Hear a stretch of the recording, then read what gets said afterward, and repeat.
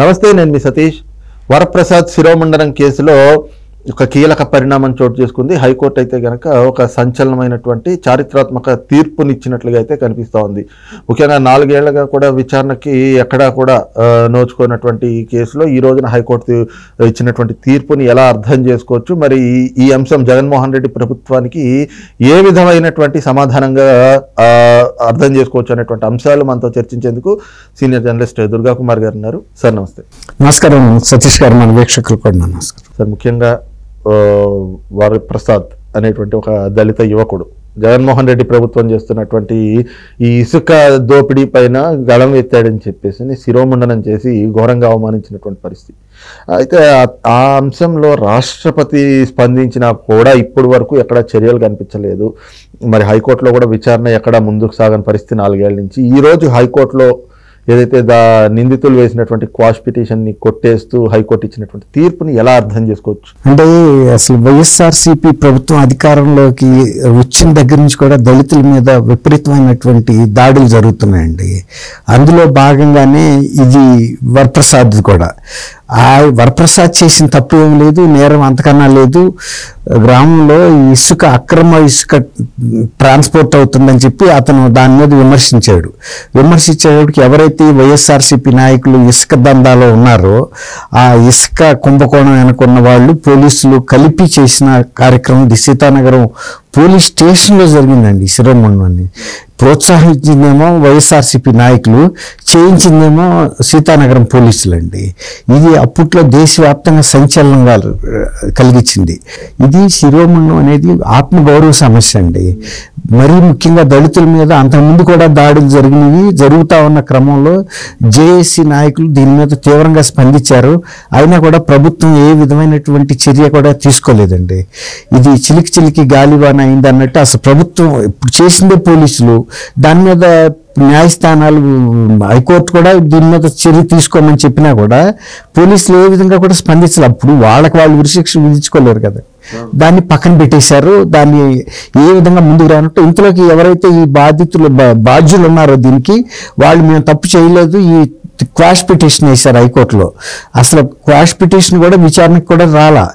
అసలు మేము తీసుకోమన్న చర్యల మీదే అక్కడి నుంచి నివేదిక రాలేదు కదా అని హైకోర్టు ఎదురు చూస్తూ ఉంది. నివేదిక రాలా. ఇప్పుడు క్వాష్ పిటిషన్ విచారణకు వచ్చినప్పుడు ఈ కేసులో ఉన్న తీవ్రత దృష్ట్యా క్వాష్ పిటిషన్ కొట్టేసింది.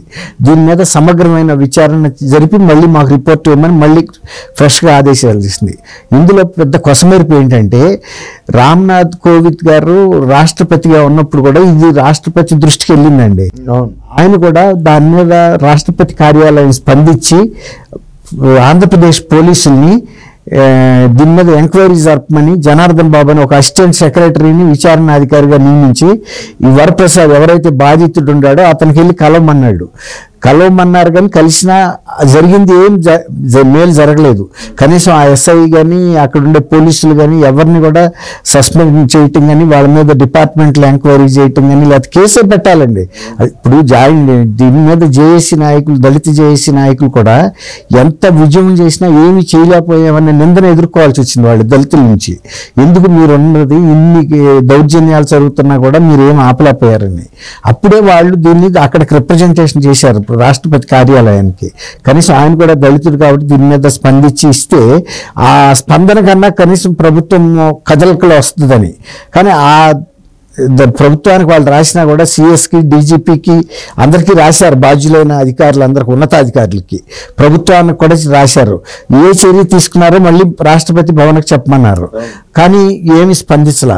ఇప్పుడు మొండివాడి రాజకన్న బలవంతుడు అంటారు చూసారా, దేనికి స్పందించబోయేటప్పటికి ఆయన రాష్ట్రపతి గారు పదవి అయిపోయింది, ఆయన దిగి వెళ్ళిపోయాడు.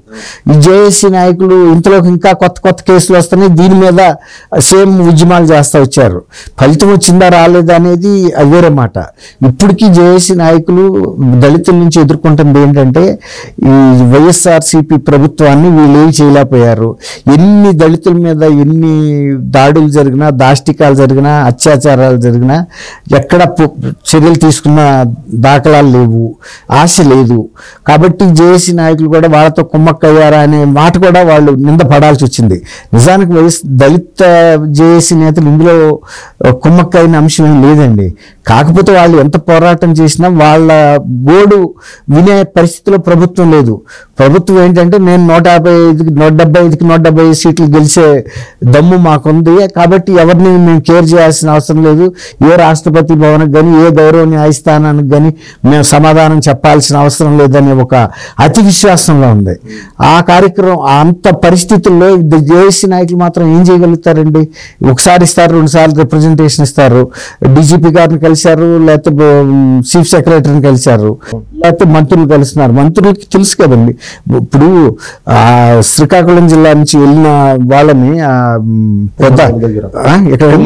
పుంగనూరు దగ్గర ఆ విధంగా వాళ్ళ ప్రాంతాన్ని వాళ్ళ కులాన్ని పట్టుకుని తిడుతూ కొట్టి బట్టలు ఇప్పిస్తే కూడా ఏమన్నా చేయగలిగిందా? కనీసం ఏ ఒక్క వైఎస్ఆర్సీపీ నాయకుడైనా జరిగింది తప్పు అని ముఖ్యమంత్రి కానీ, కనీసం ఆ స్థానిక శాసనసభ్యుడిగా ఉన్న సీనియర్ మంత్రి పెద్దిరెడ్డి రామచంద్రారెడ్డి గారు కానీ నేను జరిగిన దానికి చింతిస్తున్నాను, దోషులు ఎవడైనా శిక్షించాలనే మాట అనగలిగారండి? అట్లా ఏ విషయాన్ని కూడా వాళ్ళు ఎన్ని సాధారణమే ఏం జరిగినా మన ప్రభుత్వానికి డోకా లేదు, 175కి 175 ప్రజలు మనకు ఓట్లు వేస్తారు, దళితులతో సహా వేస్తారు కాబట్టి జేఏసీ నాయకులు లెక్క చేయాల్సిన అవసరం ఉందని ఒక ధీమాలో ఉందండి. దాని వల్లనే వీళ్ళ గోడేమి వినే పరిస్థితి లేదు. అన్ని వర్గాల ప్రజలు మాకే వేస్తారు, ఏమి చేసినా కూడా మా పార్టీ గుండా ప్రజల్లో జగన్మోహన్ రెడ్డికి అంత క్రేజ్ ఉందని, నీవే మా నమ్మకం, నీవే మా దిక్కు, నీవే మా దిక్సూచి ఇవన్నీ పెట్టి అతికిస్తున్నారు కదా. అట్లా జగన్మోహన్ రెడ్డి గారి మీద పార్టీలో ఉండే విశ్వాసం, జగన్మోహన్ రెడ్డి గారికి తనకు తానుగా ఈ రాష్ట్రంలో మనం ఎవరికి సమాధానం చెప్పక్కర్లేదు, నేను ఫలానా ముఖ్యమంత్రి కొడుకుని కాబట్టి నాకు ఉండే గ్లామర్ ఏ కాంగ్రెస్ పార్టీ ఇంకో ఏ ఇతర రాజకీయ పార్టీ కూడా నా ముందు ఆగలేదు, నేను వీళ్ళందరినీ ఓడించి నేను గెలిచాను కాబట్టి నేను సమాధానం చెప్పుకోవాల్సిన అవసరం లేదు ఏ వ్యవస్థకి, ఏ ప్రజలకి, ఏ నాయకులకి అనే ఒక ధీమాతో ఆయన ముందుకు వెళ్తున్నాడు. కానీ అయితే ముఖ్యంగా చూస్తే ఈ 4 ఏళ్లుగా కనీసం విచారణ కూడా చేపట్టకపోవడం కేసులో, అందులోనూ రాష్ట్రపతి అనే స్థాయి వ్యక్తి నేరుగా రాష్ట్ర ప్రభుత్వానికి ఆదేశాలు జారీ చేసినా కూడా చర్యలు తీసుకోకపోవటం, ఈ అన్ని పరిణామాలని ఎలా అర్థం చేసుకోవాలి? ఈ క్రమంలో అసలు ఈ రోజు వచ్చినటువంటి తీర్పు దళితులకి ఏ విధమైనటువంటి ప్రభావం చూపించేటువంటి అవకాశం ఉందనుకోవచ్చు?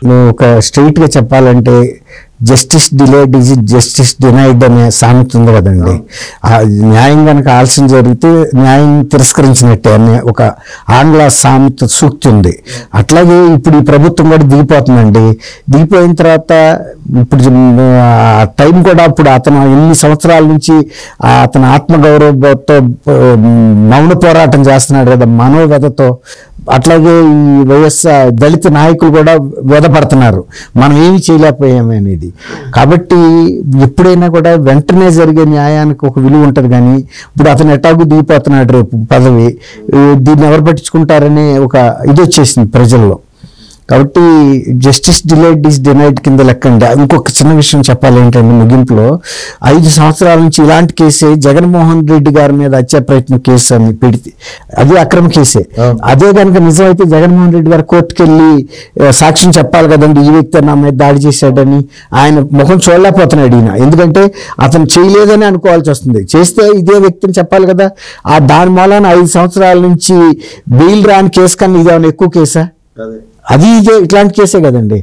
ఇక్కడేమో ఈ ప్రభుత్వం అతన్ని హింసించి కేసుని పక్కన పెట్టేసింది, ప్రభుత్వం అతని మీద కేసు పెట్టింది దళితుడి మీద, అది అట్లాగే 5 సంవత్సరాల నుంచి బెయిల్ రాకుండా ఉంది. రెండు ఒకే టైపు. అంటే దళితులు అంటే ఈ ప్రభుత్వానికి ఎటువంటి భావన ఉందనే చెప్పక చెబుతున్నాయి ఈ 2 కేసులు. డాక్టర్ సుధాకర్ గారిది ఏమీ వదిలేసేయండి, అట్లా చేస్తే ఇంకా చాలా ఉన్నాయి. రైట్, ఇది చూస్తున్నాం కదా. ముఖ్యంగా ఏదైతే శిరోముండనం కేసులో హైకోర్టు ఇచ్చినటువంటి తీర్పు అయితే ఒక చారిత్రాత్మక తీర్పుగా కనిపిస్తూ ఉంది. ఈ తీర్పుతోటి ఏదైతే జగన్మోహన్ రెడ్డి అరాచక పాలన మీద, జగన్మోహన్ రెడ్డి ప్రభుత్వం మీద దళితులు సాధించినటువంటి ఒక గొప్ప విజయంగా అయితే ఈ అంశం కనిపిస్తూ ఉంది. ఈ క్రమంలోనే హైకోర్టు ఇచ్చినటువంటి తీర్పు కూడా జగన్మోహన్ రెడ్డికి ఒక చంపపెట్టుగా కనిపిస్తూ ఉంది అన్నటువంటి భావన అయితే సీనియర్ జర్నలిస్ట్ దుర్గా కుమార్ గారు వ్యక్తం చేస్తూ ఉన్నారు. Thank you. నమస్కారం సతీష్ గారు, వీక్షకులు కూడా.